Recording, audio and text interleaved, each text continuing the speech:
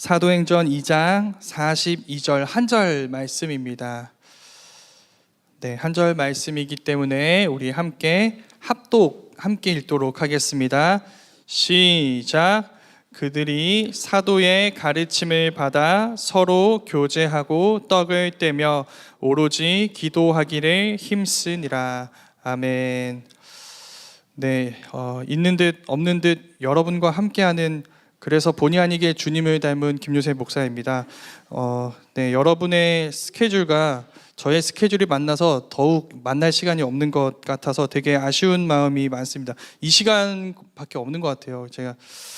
그래서 그 마음을 달래고자 제가 금요일 저녁에는 식사할 수 있습니다, 시간이 있습니다라고 얘기하려고 했는데, 지난주 금요일에 아시는 분들은 아시겠지만 제가 설교였습니다. 이번 주 금요일은 금요 기도 인도예요.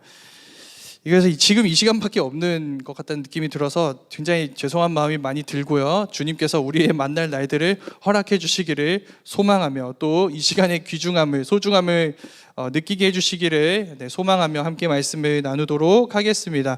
오늘 우리가 나누는 말씀은 내용은 예배입니다. 예배. 그 사실을 알고 제가 다시 한번 한숨을 쉴 수밖에 없었습니다. 분명 이세기 목사님이 훨씬 더 많이 설교를 하시는데 어려운 건 저만 설교하는 것 같아요. 주님은 늘 어려운 건 저만 시키세요. 네. 어렵다는 말에는 여러 가지 의미가 있습니다. 보통 어떤 주제가 어렵다라는 것에는 이 주제가 간략하게 다룰 수 없는 굉장히 방대한 내용이거나, 또 우리가 흔히 접해본 적 없는 낯선 내용이거나, 아니면 반대로 너무 자주 흔하게 접하는 내용이기 때문에 다 알고 있다고 생각할 때 그 주제를 다루는 게 어려워요.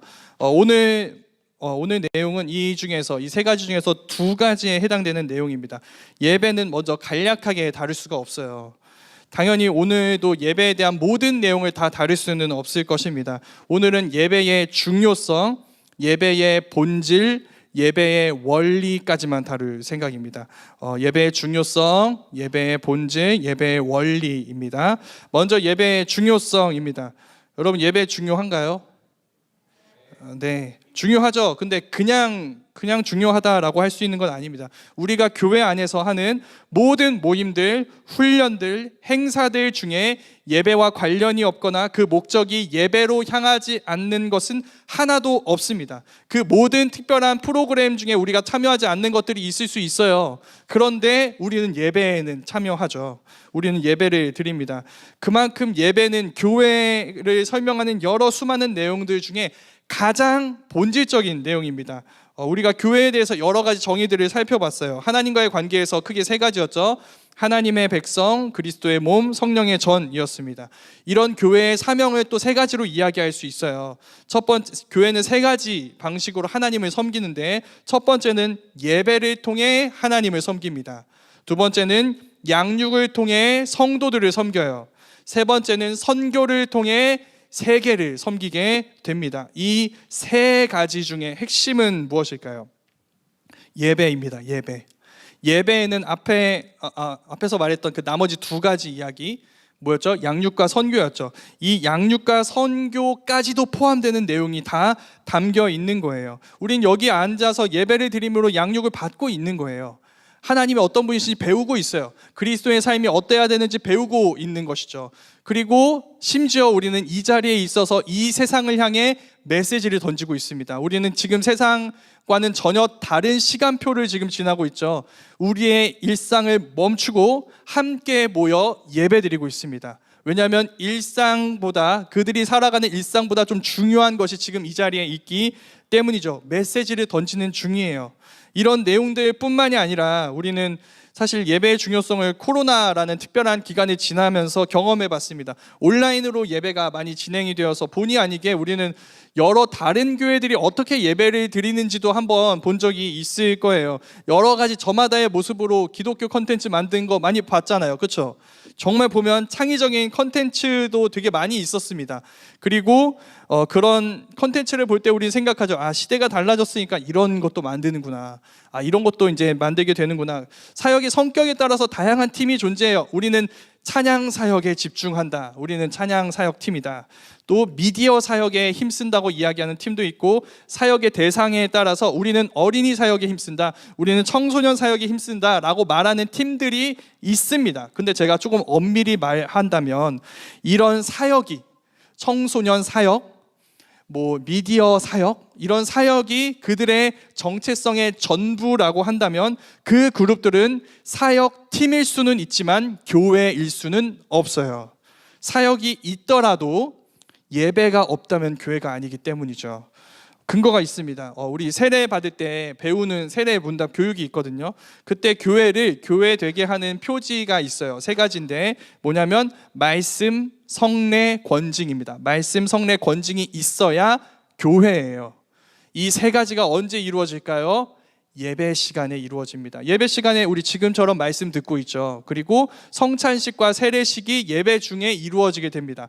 권징, 권하여 징계한다. 죄에 머물러 있는 사람들을 우리는 예배의 자리로 불러오게 하기 위해서 교회의 여러 멤버들이 가서 죄 가운데서 이제 이끌어내려고 하고 권면하고 징계하는 이런 일들이 이루어지게 되죠. 그래서 여러분, 사탄이라고 생각해 보세요. 만약 사탄의 입장에서 생각해 볼게요.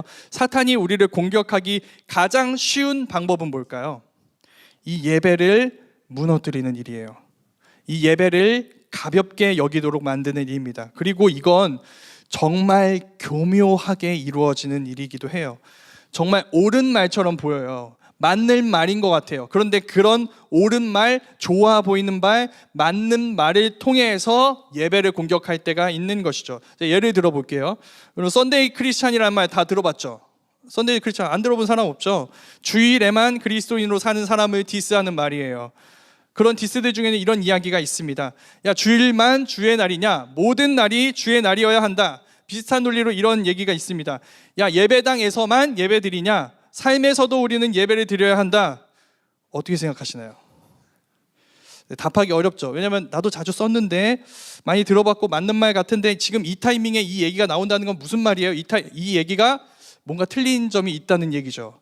네, 그럼 제가 대신 질문을 해볼게요. 삶이 예배가 되면 안 되는 건가요? 예배가 곧 우리의 삶이 되어서는 안 되는 건가요? 여기에 제가 대답을 드릴 테니까 먼저 약속 하나 하시죠. 네, 끝까지 들어주세요. 끝까지. 지금 주무시는 분들 일어나셔야 돼요. 네, 끝까지 들어주셔야 돼요. 제가 언젠가 했던 말일 것 같은데, 일단은 답해 드릴게요. 예배는 삶이 아닙니다. 예배랑 삶은 구분되어야 돼요. 주일과 평일은 구분되어야 합니다. 이건 이제 제 입장이 아니라 장로의 헌법에 나오는 내용이에요. 주일에 드리는 예배를 공적 예배라고 불러요. 나머지 날들에 드리는 예배를 사적 예배라고 부릅니다. 사적 예배는 다양한 형태로 드려질 수 있어요. 그런데 공적 예배는 다양한 형태, 그냥 내 마음대로 드릴 수가 없습니다. 정해진 어떤 원리가 있고 규칙이 있어요. 이 공적 예배라고 부르는 건 무슨 말이에요? 나머지 것들과 어떻다는 거예요? 구별된다는 거죠. 구별돼야 되는 거예요. 앞에서 했던 얘기 다시 해볼게요. 주일만 주의 날, 거룩한 날이냐? 아니다. 모든 날이 주의 날, 거룩한 날이어야 한다. 이 말 때문에 어떤 일이 일어났을까요? 모든 날이 주의 날처럼 된 게 아니라 주일이 다른 날처럼 되어버렸어요. 주의 날이 다른 날처럼 평범한 날이 되어버렸어요. 근데 사실 성경에서 처음부터 얘기하고 있는 겁니다. 우리 천지창조 기사 다 알잖아요. 거기서 나오는 건데 하나님이 어떤 대상 중에 거룩하게 구별한 대상이 있잖아요. 그 거룩하게 구별하신 대상 첫 번째가 뭐냐면 안식일이에요. 시간을 구별하셨어요. 하루를 다른 날과 다르게 구별해 놓으셨어요. 그게 하나님이 하신 일입니다. 그 날을 지켜내야 다른 날을 지켜낼 수 있어요. 마찬가지예요. 예배와 삶을 구분하는 이유가 뭐냐면 예배를 지키고 삶을 지키기 위해서예요. 삶을 무시해서가 아니에요. 예배를 무시해서가 아니에요. 예배를 지키고 그래서 삶을 지키기 위해서 구별해야 되는 거예요. 삶은 예배가 아니라 예배의 연장인 거예요. 삶은 예배의 연장이에요. 예배가 구별되어야 그 예배 가운데 이루어진 은혜가 삶 속에서 지속될 수 있는 거예요. 그래서 저는 신앙생활에 언제 우리가 다 경험해 본 바죠. 위기가 찾아올 때가 있잖아요. 하나님과의 관계가 좀 문제가 생긴 것 같고 이런 위기가 생겼을 것 같을 때 가장 먼저 돌아보아야 하는 건 저는 주일 예배라고 생각합니다. 마음이 공고하고 영적 침체가 지속될 때 이런 책 저런 책 읽을 수 있죠. 그렇죠. 수요 예배 금요 예배 참여할 수 있어요. 여러 양육을 받을 수 있어요. 다 좋습니다. 근데 순서가 틀렸어요. 뭐부터 해야 될까요? 예배부터 점검해야 돼요. 예배가 먼저예요. 우리의 예배는 안녕한가? 우리는 어떻게 예배하고 예배에 참여하고 있는가? 기억하셔야 됩니다, 여러분. 예배를 대체할 수 있는 건 없습니다. 어떤 것도 예배 공동체를 대신할 수는 없어요. 우리 눈에 거룩해 보이는 모든 것은 예배를 대체하는 방향, 예배 이거 있으니까 예배 없어도 되는 거 아니야? 이런 예배를 대체하는 방향으로 가는 게 아니라 예배로 향하게 하는 방향으로 가야 돼요. 우리가 하는 모든 활동이 그렇습니다. 예배로 향하게 하는 활동으로 나아가야 하는 거예요. 예배는 교회의 중심이기 때문이죠. 여기까지가 예배의 중요성이었습니다. 이게 예배의 중요성이에요. 이제 다음 뭐죠? 예배의 본질이에요. 본질. 그렇게 중요한 그럼 예배를 정의한다면 어떻게 정의할 수 있을까? 예배의 정의에 대한 이야기입니다. 의외로 우리는 예배 너무 매주 드리니까 뭐 예배 뭐 드리는 거지라고 생각하는데 예배가 뭐야라고 물어보면 사실 답하는 게 좀 어려울 때가 많이 있어요. 예배가 무엇인가? 성경에서 말하는 얘기, 일단 성경에서 말하는 내용입니다. 성경은 예배를 굉장히 다양하게 표현을 해요. 이런 표현을 쓰죠. 여호와의 이름을 불렀더라. 여호와를 섬겨라.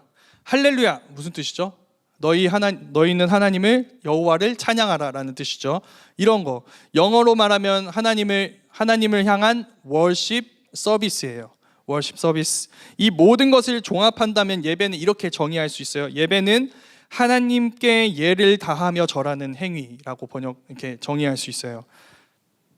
한마디로 하나님을 향한 섬김과 봉사, 좀 더 구체적으로 얘기하면 하나님께 합당한 영광을 올려드리는 것이 우리의 고백이 예배예요. 합당한 영광을 드리는 우리의 고백, 이게 예배인 거예요.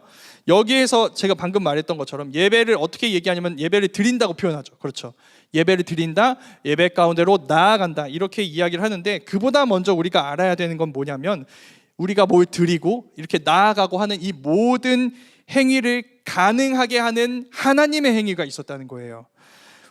우리가 하나님께 나아가기 전에 하나님이 우리를 찾아오셨어요. 우리를 불러주셨어요. 우리가 나아갈 수 있는 길을 열어주셨어요. 그래서 하나님께 나아갈 수가 있는 거예요. 우리가 하나님께 우리를 드리기 전에 하나님이 자기 아들을 우리에게 주셨어요. 나아가기 전에 하나님이 우리를 불러주신 거예요. 그래서 예배의 시작은 뭐냐면 하나님의 부르심입니다. 하나님의 부르심. 우리 예배 인도자들이 예배 멘트로 자주 이야기하죠. 할렐루야라고 이야기하죠. 하나님을 찬양하라. 하나님을 찬양하라 라는 말 안에는 뭐가 담겨 있을까요? 우리가 하나님을 찬양할 만한 이유가 있었다는 게 담겨 있죠. 우리가 하나님을 찬양할 수 있게 하시는 하나님의 행위, 하나님의 무슨 일들이 먼저 있었다는 것을 할렐루야라는 이 멘트가 알려주고 있는 거예요. 네, 우리 하나님 찬양할 만한 이유가 있어요. 우리를 위해 하신 일이 있어요. 그 일을 경험하는 자리로 우리를 불러주셨어요. 그 부르심에 응해서 우리는 여기에 있는 거예요. 여기에 있어서 우리는 지금 서로를 볼 수 있고 서로 함께 하게 되었죠. 여러분 잘 봐두세요. 이 옆에 있는 사람들을. 이 사람들은 아브라함과 이삭과 야곱을 비롯한 모든 믿음의 조상들과 모든 천사들이 함께하는 그 하나님의 영광의 잔치에 참여하는 하나님의 총회의 일원입니다. 우리는 예배 가운데서 그 사람들, 지금 이미 주님 곁에 있는 그 사람들이 목격하고 있는 하나님의 영광, 하나님을 향한 찬양, 그들을 충만하게 채우는 그 하나님의 임재를 지금 예고편처럼 경험하는 중인 거예요. 이 자리에서 그런 일이 일어나요. 그래서 비로소 우리 마음속에 해결되지 않았던 어떤 깊은 갈망과 공허함, 어떤 것으로도 채워지지 않았던 우리 마음속 빈자리가 그 자리에 진짜 주인이신 하나님으로 충만해지는 것을 느껴요. 이 예배 가운데 우리에게 그런 일들이 일어나게 되는 거예요. 어떻게 할 때죠? 하나님을 높이고 더 나아가 하나님께만 경배를 드릴 때, 하나님만 높일 때, 이게 예배의 핵심입니다. 예배의 핵심은 하나님만 높이는 거예요. 자, 앞에서 본 예배라는 말의 의미 있죠. 하나님께 예를 다하고 절하는 행위라는 말과 같이 우리는 예배 중에서 너와 나를 높이지 않아요. 여기 예배에 참여한 예배자들 중 어떤 사람도 높이지 않아요. 오직 하나님만 높여야 한다고 배우고 그렇게 알고 있고 그렇게 하고 있죠. 다양한 표현이 있어요. 하나님은 위대하시다. 하나님은 놀라우시며 영광 받기에 합당하시다. 예배의 주인공은 하나님이시다. 그러니 예배 중에 내가 드러나서는 안 된다. 하나님이 드러나시고 하나님께 주목하게 해달라고 구해야 한다. 여기서 조금 솔직해지고 싶습니다. 여러분, 이 말에 거부감 느껴본 적 없으세요? 혹시? 하나님 어떤 분이신 것 같으세요? 우리가 자기를 높여주기에 목마르신 분인 것 같아요. 인정받고 싶어 하시는 것 같아요. 우리가 찬양 좀 불러드리는 거 듣고 싶어서 안달난 분인 것 같아요. 우리가 조금이라도 좀 우리를 높이고 좀 우리를 좋게 표현하려고 하는 순간 가차없이 나에게 찾아와 나를 정죄하고 하나님을 향해 그래도 좋은 마음을 품고 있는 나를 향해 나쁜 마음을 품으시는 것 같다는 느낌이 이 말 안에 이 말을 듣고 있는 우리 안에 좀 그러니까 찾아오는 것 같아요. 그래서 마지못해서 그래 뭐 좀 기쁘게 해드리자. 나는 기쁘지 않지만 하나님을 기쁘시게 해드리기 위해 예배를 드려보자. 하나님만 높여보자. 그래요, 하나님 인정해드리죠. 하나님 높은 분이세요. 저는 낮고요. 하나님은 거룩하신 분이세요. 난 죄인이고요. 이런 얘기를 할 때가 없는 것 같네요. 네, 저는 있습니다. 네, 해봤다고 말은 못했어요. 제가 왜냐하면 딱 얘기하는 순간 다 저를 쳐다보고 사탄아 물러가라. 너는 나를 넘어지게 하는 자로다. 이렇게 할 것 같아서 제가 그래도 용기를 내서 말했잖아요. 그렇죠? 그러니까 한번 물어볼게요. 여러분 생각은 어때요? 네, 저처럼 생각한 적 없으세요? 왜 하나님은 예배 중에 그토록 우리가 하나님만 높이라고 하실까? 우리가 조금이라도 높아지는 꼴을 못 보실까? 왜 그렇게 우리 스스로를 높이는 거 원하지 않으실까? 그 이유는 다음과 같습니다. 여러분이 높임 받을 만한 뭔가가 있어서 지금 이 예배의 자리에 참석한 게 아니기 때문이에요. 하나님이 여러분을 예배의 자리, 그 하나님의 영광을 보는 자리로 부르신 이유는 여러분 안에 뭔가 좋은 선한 마음이 있기 때문이 아니라, 여러분이 누군가에게 자랑할 만한 업적이 있기 때문이 아니라 그저 사랑하시기 때문에 불러주신 것이기 때문이에요. 하나님 눈에 그저 죄인에 불과한 우리를 하나님이 사랑하셔서 그분 앞에서 먼지만한 우리와 함께하기 원하셔서 우리에게 자기 아들을 내어주셨기 때문에 우리가 하나님을 예배할 수 있게 된 거예요. 그래서 흔한 오해인데 예배는 제사가 아니에요. 제사는 우리가 준비한 것을 하나님께 드리는 행위입니다. 그런데 예배는 하나님이 우리에게 보내주신 예수 그리스도로 인하여 우리가 드린 게 아니라 하나님이 내어주신 그 그리스도로 인하여 우리가 그 그리스도의 은혜와 공로를 받아 누리고 이를 힘입어 하나님을 높이는 행위예요. 그러니까 우리가 준비한 게 아니잖아요. 그렇죠? 하나님이 준비하셨잖아요. 그것을 힘입어 하나님께 나아가는 것이기 때문에 예배는 제사가 아니에요. 제사는 예수님이 자기 몸을 드린 그 십자가 죽음이 완전하고 영원한 제사인 거예요. 이 선택지, 자, 우리는 두 가지 선택지 앞에 서게 되는데 뭐냐면, 일단 첫 번째예요. 우리가 뭔가가 있으니까, 우리에게 뭔가 이익이 될 만한 게 있으니까 우리를 부르신 하나님이 여기 있어요. 생각해 보세요. 자, 다른 한편, 우리에게 어떤 것도 얻을 만한 것이 없지만 그저 사랑하셔서 우리를 부르신 하나님이 있어요. 자, 이 두 하나님 중에 여러분을 진짜 사랑하는 하나님은 어떤 분이신가요? 여러분이 마음 놓고 진짜 사랑해도 되는, 마음 놓고 사랑해도 되는 하나님 누구신가요? 여러분이 가진 것이 있어서 부른 게 아니라 가진 것이 없어서 여러분을 부른 그분이 하나님이시라면, 그리고 예배 중에 우리에게 이런 게 있으니까 하나님이 우리를 부르신 게 아니에요. 하나님은 죄인인 나를, 아무것도 가진 것이 없는 나를 그저 하나님이 사랑하셔서 하나님의 은혜로 불러주셨어요 라고 고백할 때 우리는 진짜 하나님의 그 더 큰 사랑 안에 거하게 되죠. 우리를 높이지 않음으로 인해. 왜요? 높일 만한 게 있어서 우리를 부르신 게 아니잖아요. 그러니까 우리를 높이는 순간 어떻게 될까요? 하나님의 우리를 향한 진실한 사랑이 왜곡되기 시작하는 거죠. 그래서 하나님만 높여야 하는 거예요. 하나님만 높이는, 우리가 이 예배 가운데 고백하는 그런 하나님이셔서 우리는 연약할 때도 하나님께 나아갈 수 있어요.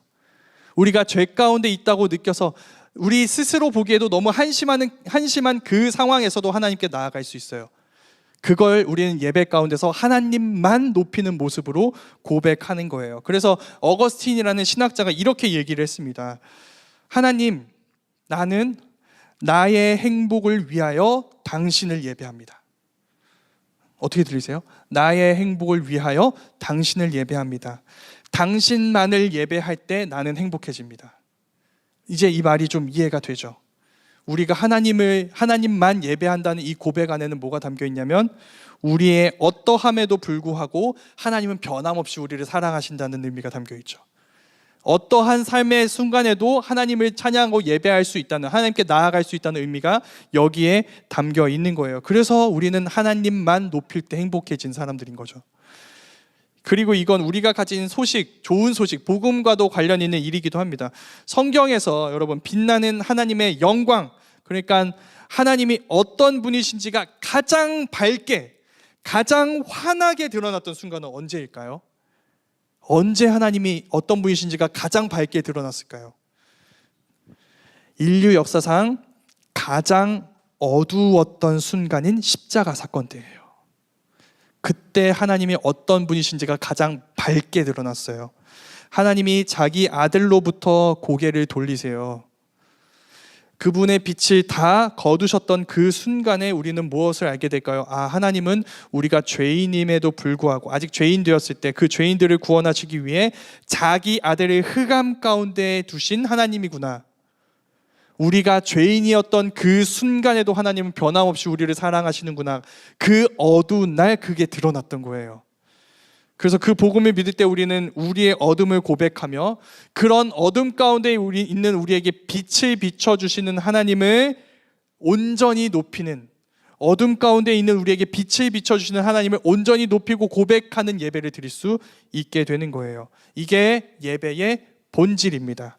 우리를 부르시는 은혜의 주님의 초청에 응해서 나 자신을 높이는 것이 아니라 하나님만 높임으로 진짜 하나님의 사랑을 느끼고 진짜 하나님으로 인해 마음 놓고 행복해질 수 있는 것, 이게 예배의 본질인 거예요. 마지막 예배의 원리입니다.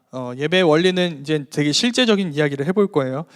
이 부분은 사실 우리 교회 오래 다닌 청년들보다 예배에 나온 지 얼마 안 된 새가족 청년들이 더 잘할 것 같아요. 뭐냐면, 개인적으로 저도 거기에 낄 수 있다고 생각하는데, 예배의 순서, 요소와 관련된 부분입니다. 우리 새가족 청년들 혹은 다른 교회 다녀본 청년들은 알죠. 모든 교회가 우리 교회의 예배 순서 같지 않아요. 좀 달라요. 예배의 순서가 교회마다 좀 달라요. 예배의 순서가 다르다면 이런 질문을 하게 되죠. 아니, 왜 어떤 순서는 있고 왜 어떤 순서는 있기도 하고 없기도 할까? 왜 이 순서는 다른 순서보다 앞에 위치하고 왜 이 순서는 꼭 있어야만 하는가? 그리고 왜 다른 교회는 이것도 나중에 하는가? 서로 다르다면 정답은 무엇인가? 이런 생각이 들 수 있겠죠. 정답은 어디에 있을까요? 당연히 우리는 성경에 있다고 이야기하겠죠. 근데 문제가 있습니다. 성경이 예배에 대해 명확하게 얘기하고 있지 않아요. 명확하게. 네, 성경이 예배에 대한 지침을 딱딱딱딱딱딱 이렇게 드려야 한다, 이렇게 얘기를 하지 않아요. 그 상세한 지침을 주는 게 아니라 좀 큰 대원칙을 이야기합니다. 그 원칙들 여러 가지가 있는데 거기에도 이런 명령이 주어져요. 고린도전서 14장 40절 말씀에 이런 말이 있습니다. 이거 들으면 좀 여러분들이 좀 이상하게 느낄 것 같아요. 자, 이렇게 이야기합니다. 모든 것을 품위 있게 하고 질서 있게 하라. 자, 어떤 생각이 드세요? 그럼 어떤 게 품위 있는 거지? 어떻게 하는 게 질서 있는 거지? 이런 생각이 들 수 있겠죠. 이거 어떤 게 품위 있고 질서 있게 하는 것인가? 어떤 그냥 느낌적으로 좀 이거 괜찮은 것 같다, 품위 있어진다고 느껴진다, 이러면 그냥 순서 그렇게 하면 되는 건가? 순서에 투입하면 되는 건가? 이런 생각이 들 수 있잖아요. 이 부분을 어떻게 해석할 것인가와 관련해 우리는 개혁주의를 따르는 교회예요. 개혁주의 교회가 따르는 두 가지 원리가 있습니다. 이게 예배의 원리인 거예요. 예배의 원리. 첫 번째는 규정적 원리예요. 규정적 원리. 이 규정적 원리는 10계명의 두 번째 계명에 근거합니다. 뭔지 아세요?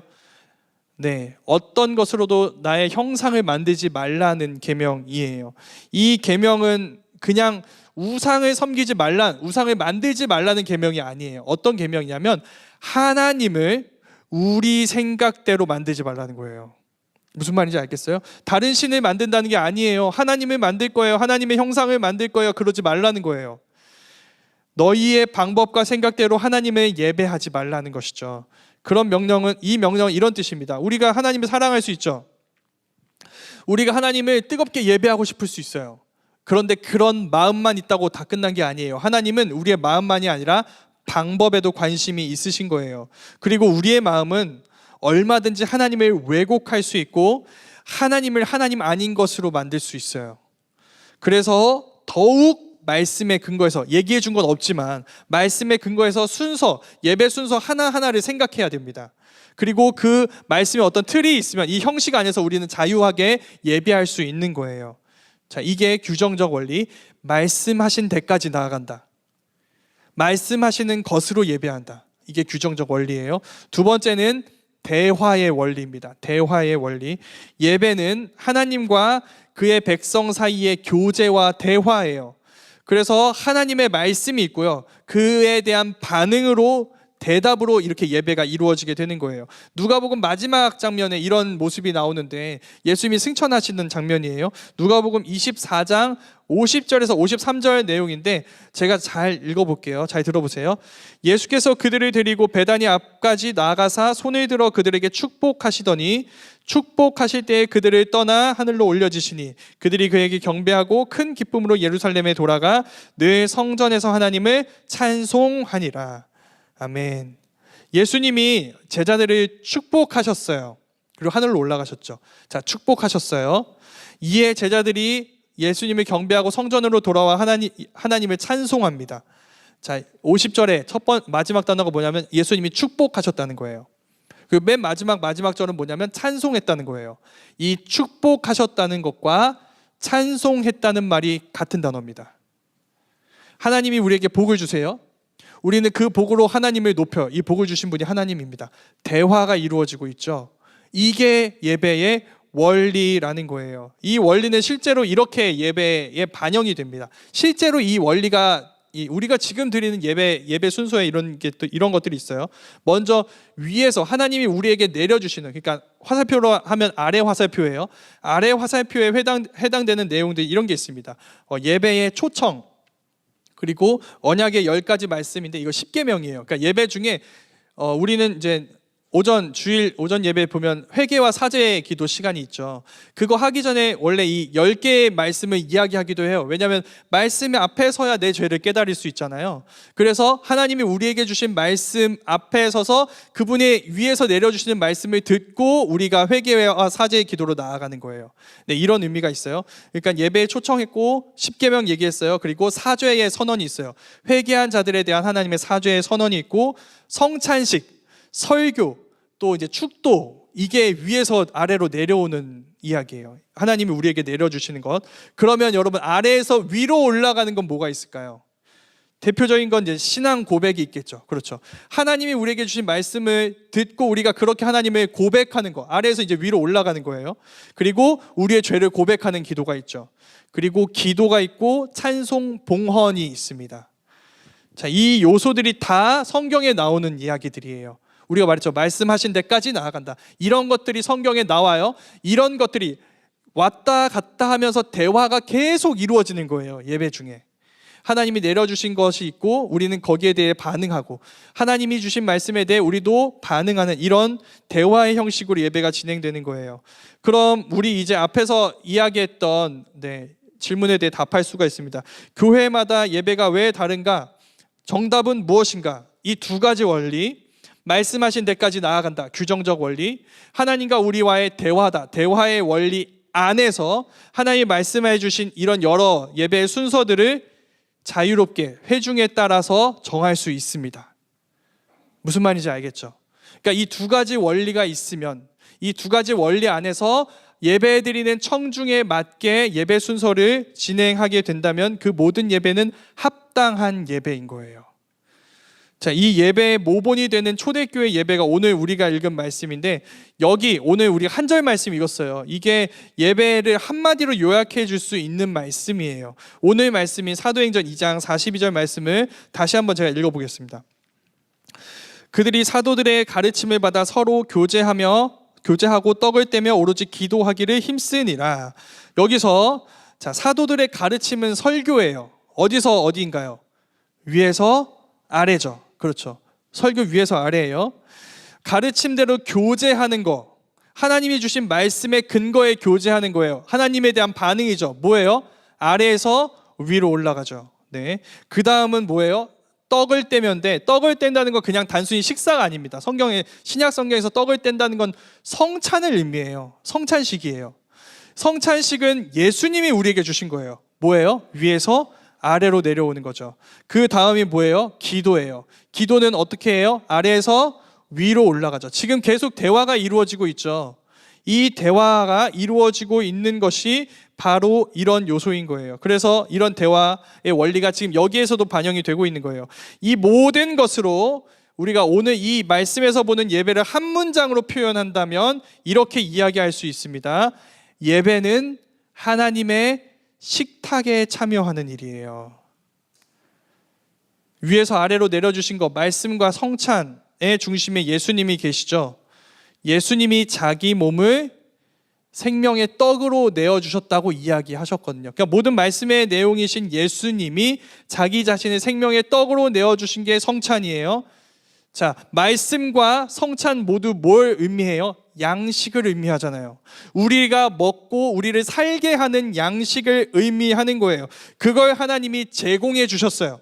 그래서 우리는 그 양식이신 주님 말씀을 먹고 또 성찬을 통해 서로 주님의 몸을 나누며 함께 주님의 은혜를 누리는 것이 예배인 거예요. 우리는 그런 예배자예요. 하나님이 베풀어 주신 식탁에 참여하는 자들, 우리를 살리는 생명의 양식이신 그분의 말씀, 그분이신 말씀과 그리고 성찬을 나누며 그 생명의 양식을 먹고 힘을 얻고 그 생명을 누리는 것이 바로 예배인 거예요. 그게 오늘 말씀의 결론입니다. 우리가 예배 가운데서 하나님의 영광을 목격해요. 죄인인 우리도 하나님께 나아갈 수 있구나, 은혜로 나아갈 수 있구나, 이걸 경험하고 하나님이 자기를 내어주시는, 예수님이 자기를 내어주신 그 주님을 말씀과 성찬으로 나눌 때 우리는 천국을 경험하게 됩니다. 그리고 그 천국을 이 예배 가운데 경험할 때 우리는 이 세상 속에서 주님의 사람으로 살아갈 힘과 능력을 얻어요.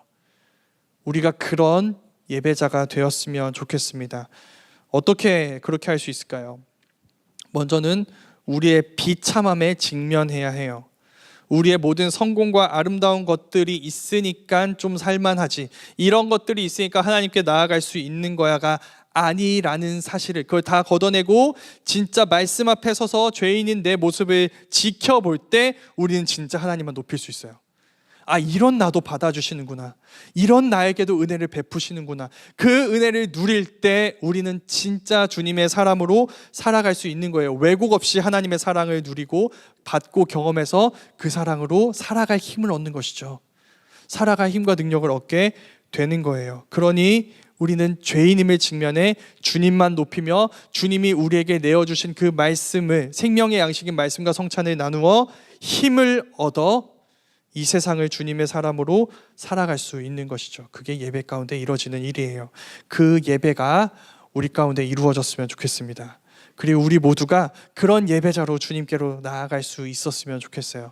그래서 세상은 절대로 알 수 없는 그 생명의 양식이신 주님의 말씀을 먹고 그것으로 생명을 누리며, 주님의 생명을 누리며 주님의 삶을 따르고 주님의 메시지를 우리의 삶을 통해 전하고 세상 속에서도 굴복하지 않는 주님의 사람으로 살아가며 천국을 보여줄 수 있는 우리 모두가 될 수 있기를 간절히 소망합니다.